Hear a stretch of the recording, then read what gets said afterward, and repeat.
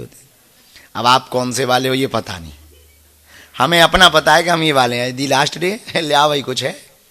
एक बार हमारे गांव में, अब आप लोगों को ये बात याद हो ना हो, हमको इस जन्म की याद नहीं है पर पिछले जन्म की याद है। शायद 1984 में, 1984 में शायद आपने रेडियो पर किसी ने एक न्यूज सुनी होगी, सैटेलाइट गिरने वाली। 84 है ये हमको पता नहीं, शायद है।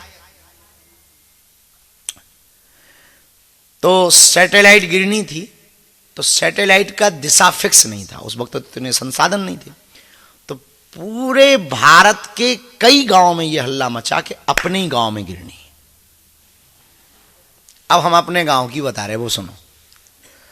रेडियो पर न्यूज चली कि अमुक अमुक दिन पर सैटेलाइट गिरनी है, वो बहुत तेज गति से आ रही है, दिशा तय नहीं हो पा रही और वैज्ञानिक लगे हुए हैं उसकी दिशा मोड़ने में कि वो कहीं और गिरे, पर पता नहीं। पूरे दिन भर लोगों के कान में रेडियो लगी रहे, पर रेडियो मजा नहीं था, मजा कुछ और था। हमारे गांव में अगल बगल र्यूमर चला कि कल तो अब मर ही जाना है। अब गांव तो गांव, उतना टीवी का जमाना नहीं था, उतने पढ़े लिखे लोग नहीं थे, गांव तो गांव। बात ये चली कि सैटेलाइट इतनी बड़ी है कि 1-2 जिला नहीं 20-25 जिला निपटने, इतनी बड़ी है और एक आदमी नहीं बचना। तो गांव में जब ये र्यूमर उड़ा, हल्ला, तो बोले क्या किया जाए। तो पूरा गांव इकट्ठा होने लगा एक जगह और जितनी दुश्मनी थी सब एक दूसरे के गले लगे। बोले आवाज तो मर ही जाना है, काहे को भैया दुश्मनी रखो, तुम हमें क्षमा करो। वो बोला भैया तुम हमें क्षमा करो। तब तक वो जमीन जो जोते हुए वो कहता भैया आज तक हम जोते रहे, अब तो बचना नहीं है, बच जाओ तो तुम जोत लियो। जो खोवा बेचते थे वो खोवा उठा ले आए, बोले अब क्या करेंगे बेच के, पुराना जमाना, फ्री में खाओ। घी लोगों ने रोटी में लगा के नहीं पिया कि काहे को खराब हो जाए, बचना है ही नहीं है, पी लो।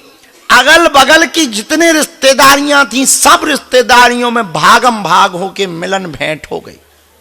कई बिछड़े प्रेमी मिल गए, बोले अब आज तो लास्ट डे है, अभी तक तो चिट्ठियों से काम चल रहा था।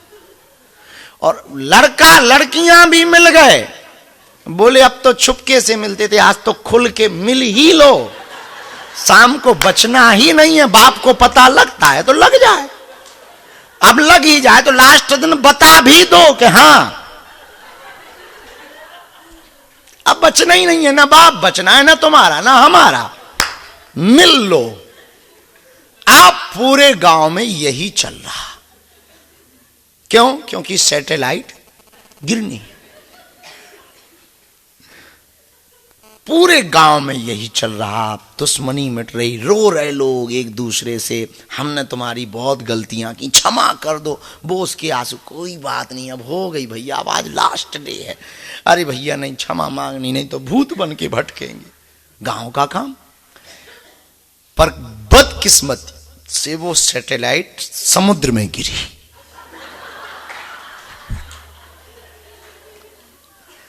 हमारे गांव में लड़ाइयां और बढ़ गईं,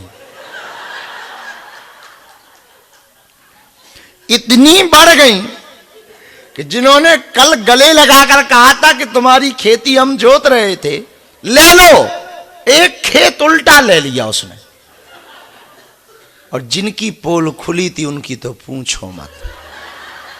जो जूते पड़े इलू इलू वालों को, जो जब रात को 11 बजे के लगभग विविध भारती एक चैनल रेडियो पर चलता, आप लोग जो नए लोग हैं शायद वो ना समझे होंगे, पुराने लोग, एक विविध भारती चैनल लगता था रेडियो पर। फिल्म हमारे घर में तो होता ही था, तो पैरामाउंट का रेडियो बड़ा, पैरामाउंट का बड़ा रेडियो, उसमें बड़े बड़े सेल लगते थे।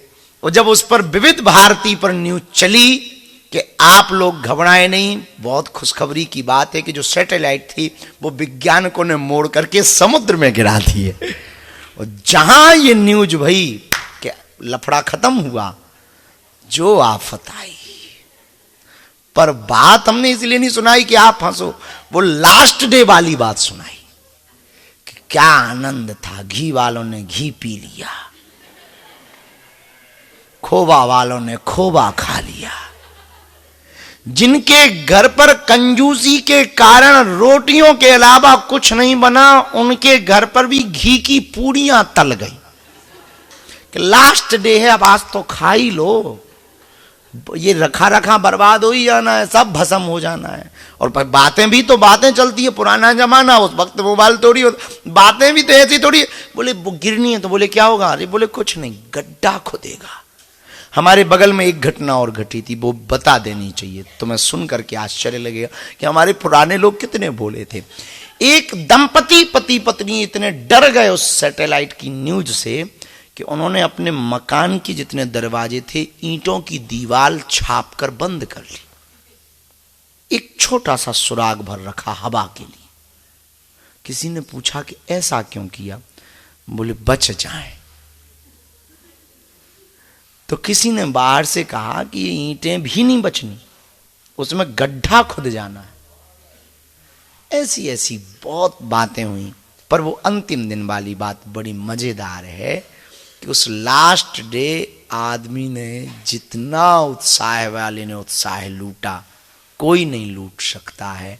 जिंदगी को ये पता लगे कि आज लास्ट डे है तो जिंदगी उत्साहमय हो सकती है। हर दिन अंतिम दिन है, आज का कल देखा जाएगा। जिंदगी का आप आनंद लेना चाहते तो इस ऊर्जा संचय समागम में एक बात हमारी नोट कर लें, लयबद्ध रहोगे तो उस परमात्मा में विलय हो जाओगे।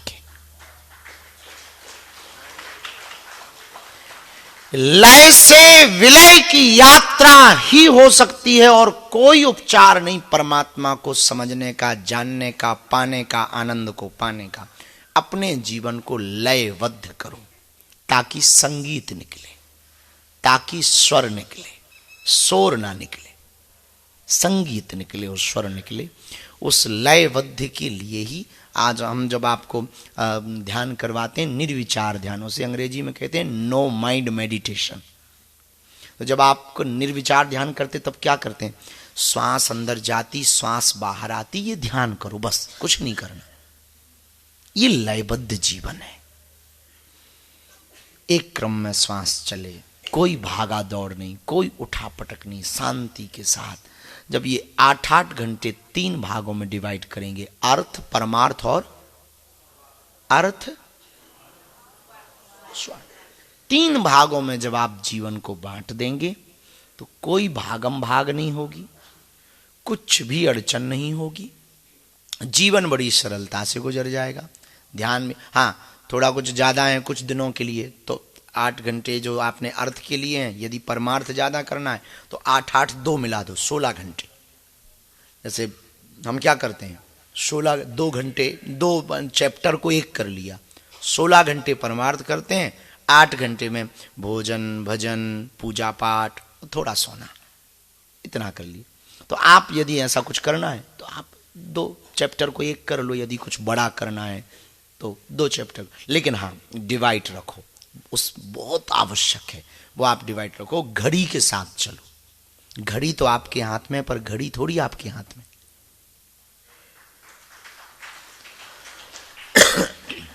घड़ी आपके हाथ में, पर घड़ी थोड़ी आपके हाथ में कि किस घड़ी क्या हो जाए, ये पता थोड़ी है।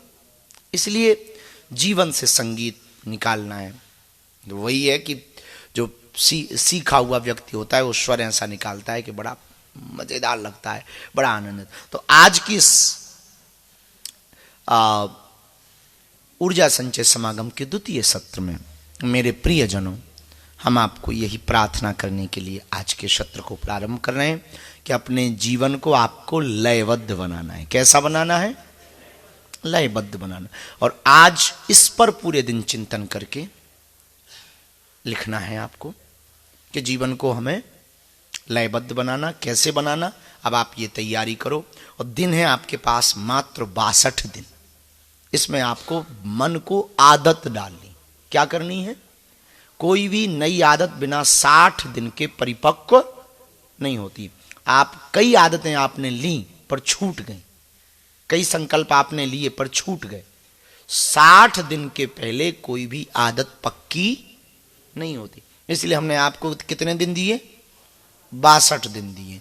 कल जब विराम होगा, कल हम जब आप इस 3 दिवसीय अभ्यास के बाद जब जाएंगे तो ये अभ्यास घर पर आप 62 दिन करेंगे, फिर 8-8 घंटे के चैप्टर में अपने आप को बांटेंगे।